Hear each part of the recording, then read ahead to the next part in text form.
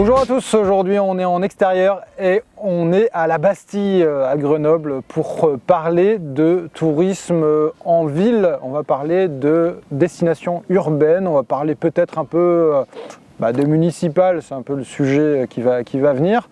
Et donc c'est le numéro 40 de ID Talks dédié aux villes.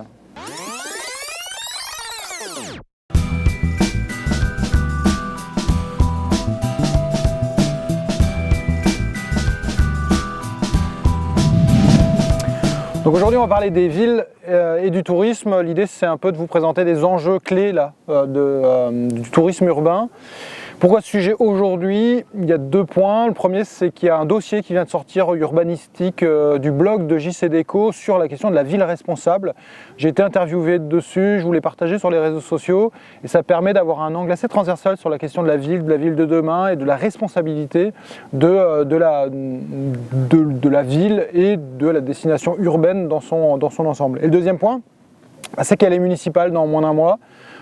C'est quand même un des sujets importants, même si pour nous le tourisme c'est un peu moins fort parce que le tourisme est une compétence de l'interco, mais néanmoins on sait qu'il y a des liens entre les villes, les communes et derrière la question du tourisme. 5 points que je voulais vous présenter aujourd'hui. Qui sont un peu les enjeux clés autour du tourisme urbain à venir et qui vont être très importantes dans cette année 2020 et dans les années à venir. Le premier, c'est la question de l'engagement, de la durabilité, de manière assez transversale en fait des villes. Le tourisme durable aujourd'hui, il doit être pris en compte de manière assez large dans les villes, non pas simplement sur l'accueil des visiteurs et comment on va leur proposer un peu de prestations engagées au niveau des hôtels, mais vraiment beaucoup plus transversal. Et c'est là où peut-être que les acteurs du tourisme ou l'office de tourisme ou l'agence d'attractivité peut être vraiment l'acteur clé qui va coordonner en fait l'ensemble des actions réalisées en matière de développement durable par la ville, l'agglo, la métro, l'office de tourisme, mais aussi l'ensemble des parties prenantes en fait d'un territoire. Il y a un index qui pousse en ce moment au niveau mondial qui s'appelle le GDS Index, le Global Destination Index. Ce GDS Index, en fait lié au développement durable du tourisme en ville, pousse, et il y a 3 villes françaises qui sont engagées sur cet index. Il y a Bordeaux, il y a Nantes et il y a Lyon qui vient d'apparaître sur l'index et qui répond à 55% en fait des critères au total et qui est la première ville française engagée sur ce créneau-là. Intéressant à suivre, ça respecte bien entendu les engagements en matière d'objectifs du développement durable. À suivre.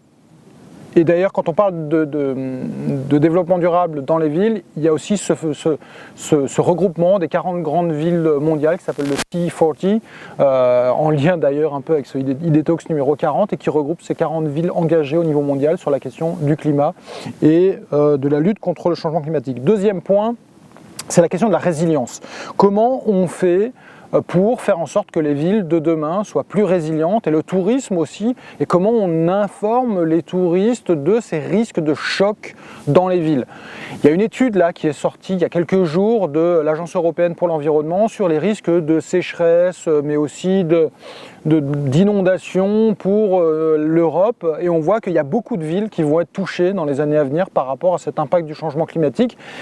Là, ça va être aussi quelque chose de très important, comment on adapte le tourisme et comment on adapte et on informe en fait les touristes sur ces risques de choc. Les chocs, c'est pas que environnemental, il y a le coronavirus en ce moment dont on parle beaucoup, c'est aussi un choc, comment on adapte et comment on informe les publics par rapport à ce genre de risque. Le troisième point, c'est la question de l'inclusif.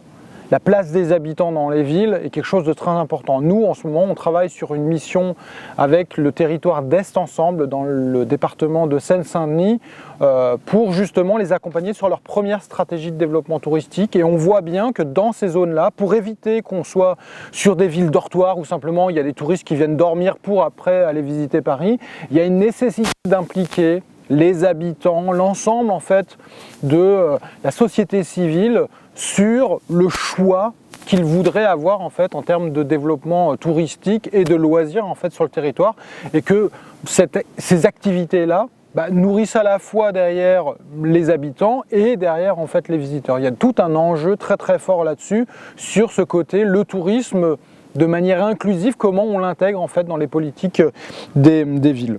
Quatrième point, c'est la question de la mobilité, c'est un sujet crucial actuellement. Bien sûr, il y a cette question de réduire l'impact carbone de la mobilité en ville.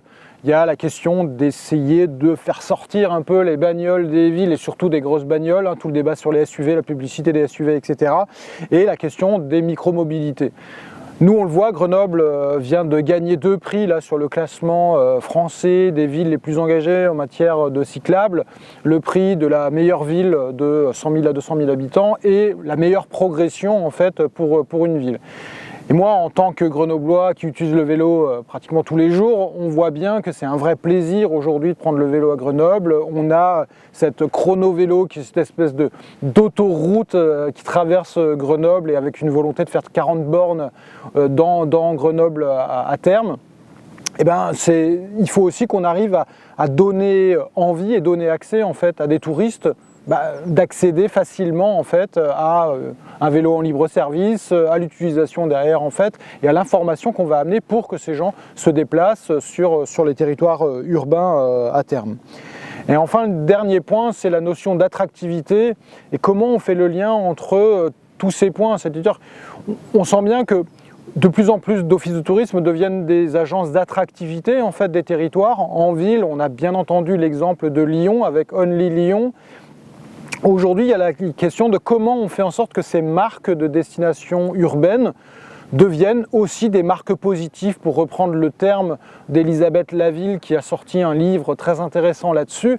Comment ces marques de destination deviennent des marques positives et intègrent une vraie raison d'être avec du sens et un engagement profond sur ces questions de développement durable et qui reboucle un peu tous les enjeux qu'on a sur les 5 points que je viens d'énoncer. Donc, résilience, le côté inclusif, la mobilité, l'attractivité et au-dessus de tout, bien sûr, la question de l'engagement et de la durabilité. Voici 5 points qui, pour moi, sont des enjeux forts pour le tourisme urbain d'aujourd'hui et de demain. Merci.